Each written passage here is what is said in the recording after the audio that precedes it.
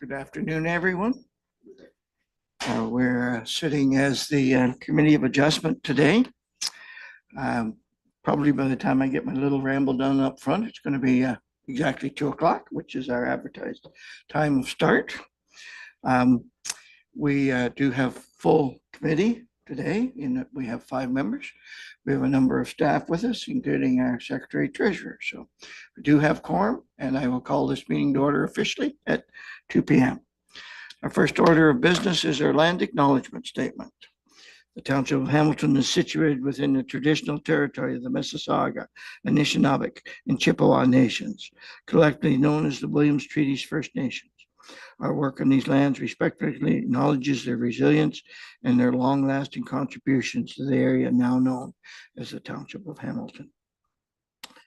Jennifer, could I turn to you, please, for our explanation of our process of today's meeting? Certainly, through you, Chairman Jib. This is a Committee of Adjustment meeting, and we'll be hearing one application, a severance application for a lot addition. I will provide an overview of each of the application, and after that, the meeting will be opened to the public for comments and questions. We'll request that the speakers provide their name and address for the record. We'll first hear from those in support of the application, followed by those in opposition to the application, followed by those seeking clarification, and then finally the applicant. All questions must be addressed through the chairman. If you would like to receive a copy of the notice of decision, please do so in writing or sign the registration sheet in the lobby. Please be sure to identify the application for which you wish to receive a notice, but there's only one application today, so we won't get those mixed up.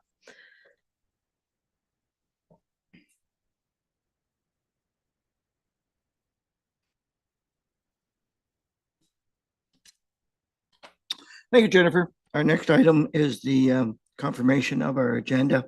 Prepared motion reads that the agenda for the Committee of Adjustment meeting held on January 13th, 2026 be approved.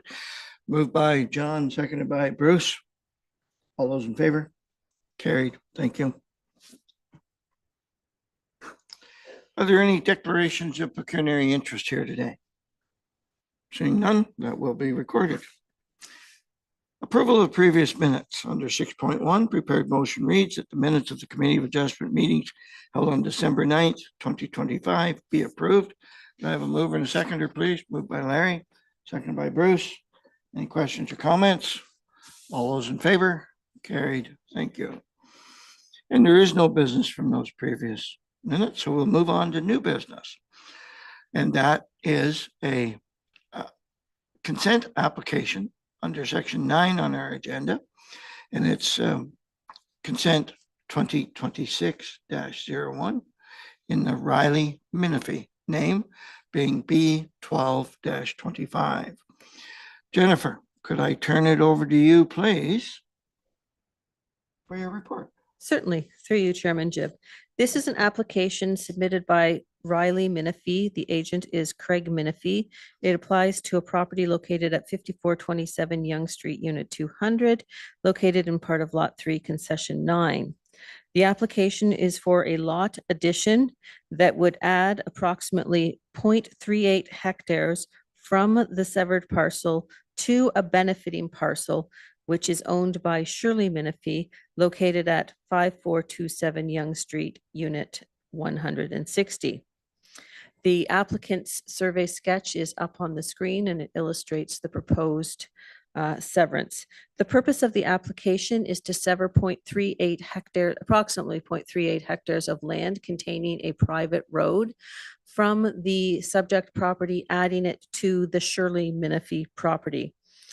The reason this application was submitted is that the Shirley Minifee previously owned the private road, but when the Yonge Street extension, I call it, was assumed by the municipality a year or so ago, that private road became part of an orphan parcel, and that is currently owned by Riley Minifee. Shirley Minifee wants to retain ownership of that private road.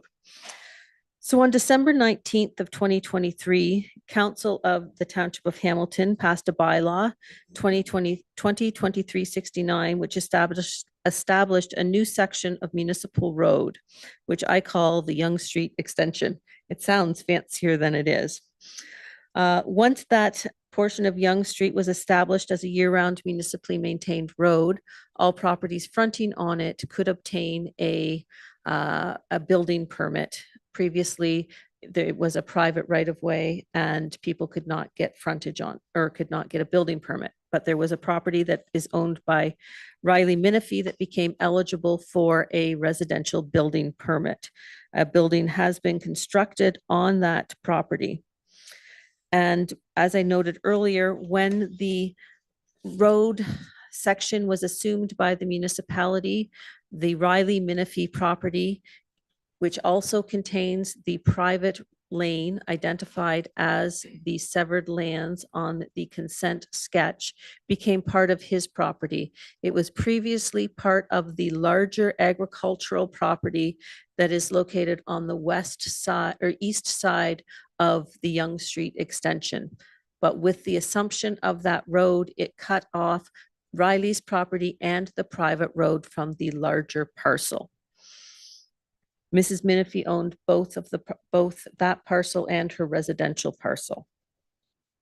Surrounding land uses are a combination of resort, commercial, seasonal residential, and agricultural uses.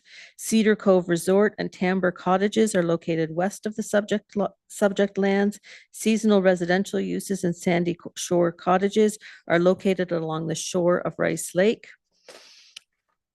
An agricultural parcel is located east of the subject lands, and residential development is located along Yonge Street, south of the subject lands. There's a large provincially significant wetland located approximately 210 meters east of the subject property. It's important to note that with this application, while the private road is proposed to change from one property to another, there will be no loss in rights of access to that road. Any existing right-of-ways and easements and legal rights to that property will not be lost or extinguished with this application. The property is located in a settlement area which encourages residential development. The provincial planning statement requires protection of natural heritage resources, natural hazards. There is nothing in this application that proposes any new development, and the application is consistent with the provincial planning statement. The property is not located on the Oak Ridges Moraine and is not subject to the Oak Ridges Moraine Conservation Plan policies. The property is designated rural settlement area in the county official plan, and the application is consistent with the policies contained in that plan. Similarly, the property is designated settlement area, Harwood, in the townships of Hamilton official plan. Settlement areas are intended to be the focus of concentrated residential, commercial, and community facility growth within the township. A number of uses are permitted in settlement areas, including residential uses, commercial, and some light industrial uses. No new lot will be created with this proposed severance. It is a lot addition application which will sever the private road and add it to the Shirley Minifee property, taking it from the Riley Minifee property. The policies of the township official plan have been maintained with this application. Both the subject property and the benefiting parcel are zoned urban residential first density on Schedule A to the Hamilton Township zoning bylaw. With the removal of the 0.38 hectares of land from Riley Minifee's property and transferring it to Shirley Minifee's property, the subject property will still be large enough and meet the urban residential first density zone provision. So there is no need for a zoning bylaw amendment with this application. The application was circulated to a number of agencies. Township of Hamilton Building Department had no objection to this application. Ganaraska Region Conservation Authority commented that the subject land do fall partially within a GRCA regulated area, and on that basis, if any development is proposed, a GRCA permit may be required. As I mentioned, there is no new construction or development proposed with this application. Township of Hamilton Public Works Department, if you could just, sorry, could you just go to the planning report? There's a little map excerpt with a yellow area. We'll just go back to there. There. Hamilton Township Public Works commented that there is an approximately 22-meter section of Young Street at the intersection of the private road and the recently assumed segment of Young Street that is not owned by the municipality. That's the area identified in that sketch in yellow. This area should be deeded to the municipality and has been noted as a condition of consent in the recommendations contained in this report. That is because there was a mistake or an oversight when the lands were assumed by the municipality. The reference plan did not include those lands located on the proposed severed lot. By assuming that portion of land, then there will be continuous municipal ownership from Young Street straight up to the newly assumed portion of the road. So it's recommended that we take, well, I guess we would consider it road widening in this area. Northumberland County Planning had no objection to the application. Notice of the application was circulated to all registered landowners within 60 meters of the subject property on December 23rd, 2025, and a sign was posted on the property that same day. It's my understanding that the sign was taken down by somebody and it was reposted by the applicant. A number of public comments have been received, and I will provide an overview of them. Some of them are included in the planning report, and some of them were received after the date the report was issued. The owner of an adjacent resort property emailed inquiring as to whether the proposed lot addition would have an impact on whether they could sever an existing dwelling from their resort property. Their property does not have frontage on a year-round municipally maintained road and they're not eligible to sever the dwelling from the property. With this application, there will be no change in the status of the road, and that property would still not be eligible for a residential severance.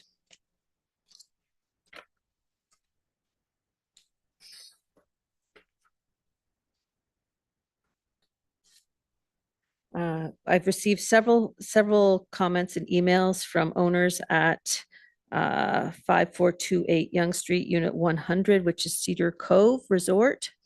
There are concerns over private road access and the right-of-way. There were challenges to the description of the benefiting parcel and asked if staff had conducted a site visit. I can confirm that staff conducted a site visit. The legal description of the benefiting parcel is contained in our assessment roll.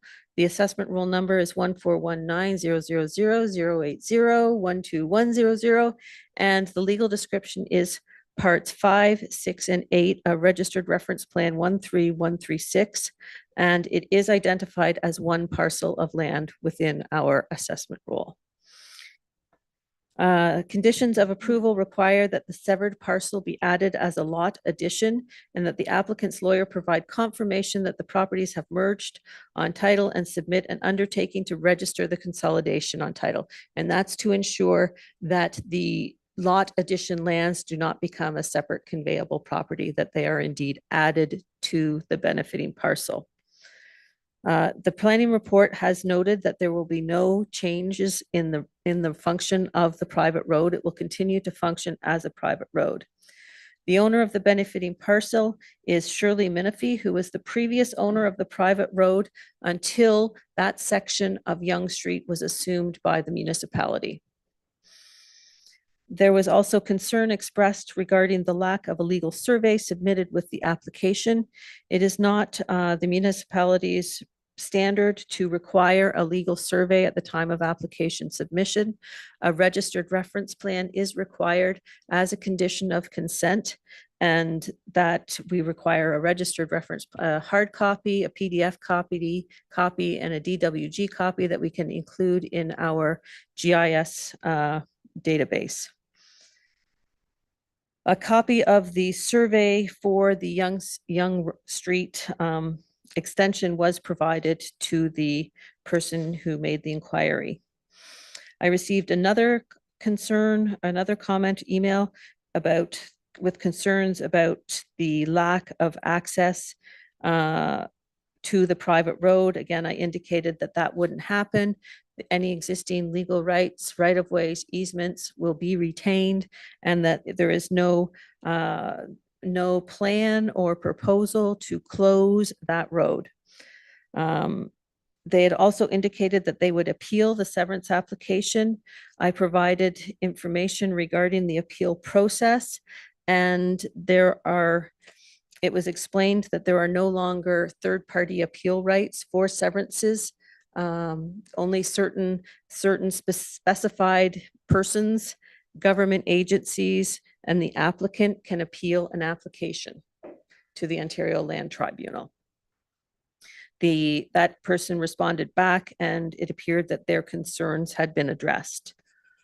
I received another email with questions about having the private road. They wanted to have the private road assumed by the township, and they requested the report, questions regarding the appeal process, and questions regarding maintenance of a private road and the Road Access Act. Information was provided regarding the appeals process and that third parties can no longer appeal to the OLT. Any road extension requests must go through the Public Works Department. I do note, based on my site visit, that is a very, very narrow private road. And I'll just leave it there. Maintenance of a private road is between the parties that use the private road. The municipality does not get involved in private road maintenance. And there is no intention to close the private road or restrict access. And one more telephone call from a resident of the area, concerned about that the private road would be gated or closed, and I explained that there would be no change to the function of the road. So my recommendation is that the application be approved, subject to the conditions outlined in my planning report, which includes that road widening or land for the connection of the two sections of Young Street.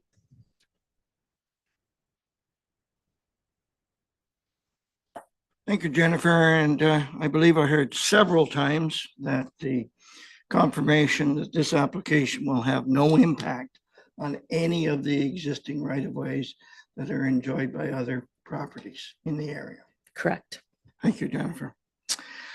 Just to sort of restate something that Jennifer said a moment ago, in the process that I follow as chair, is that we'll be turning to the audience to see who here is in support of the application, who is here in seeking clarification of the application, who here is in opposition of the application, and then we'll be coming back to the applicant, and in this particular case, Mr. Menifee, who is the agent on behalf of the applicant. So turning to the audience, is there anyone here in support of the application? Moving on, is there anyone here seeking clarification on the application?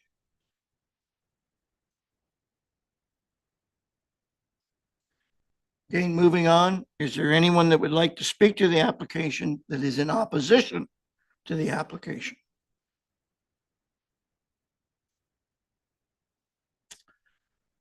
Seeing none, we will move on to our applicant, in this case, applicant agent. Would you like to speak to the application, or would you like me to ask my fellow committee members if they have any questions which you might be able to answer?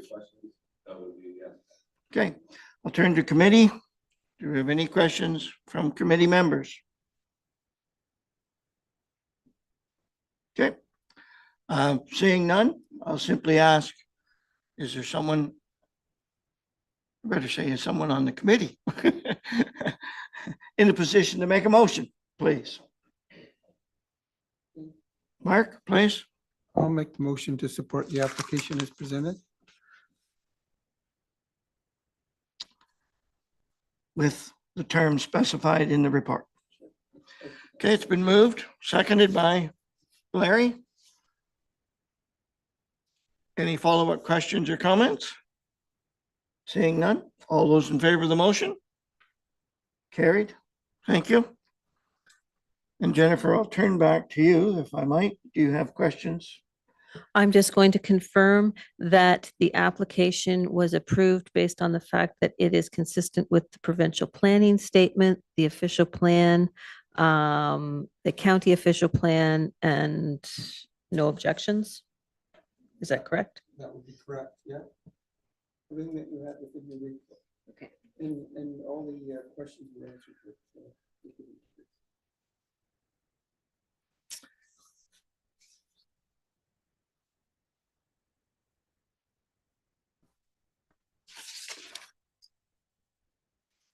Okay, you're good, Jennifer, if I move on? Yep. Moving on is adjournment.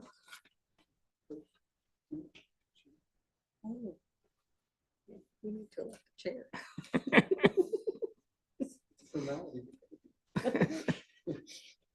Okay. We're not going to adjourn.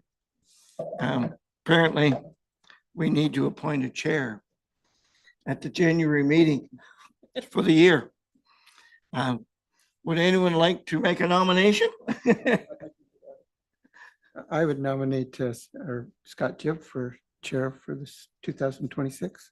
And technically, you're supposed to be asking these questions at this point in time. Yes. Okay, so can we have somebody nominate a committee of adjustment chairperson? Mark, I will do that again. I will nominate. I'll nominate Scott Jibb as chair. do we have a seconder? Larry? Anybody else want to nominate somebody, I guess? No? All those in favor? Carried. Well, good. Well, my new official title will allow me to call for adjournment. Do we have a motion? The prepared motion reads that the Committee of Adjustment meeting held on January 13th, 2026 be adjourned at 2:21 p.m. Moved by Bruce, seconder Larry. All in favor? Carried. Thank you.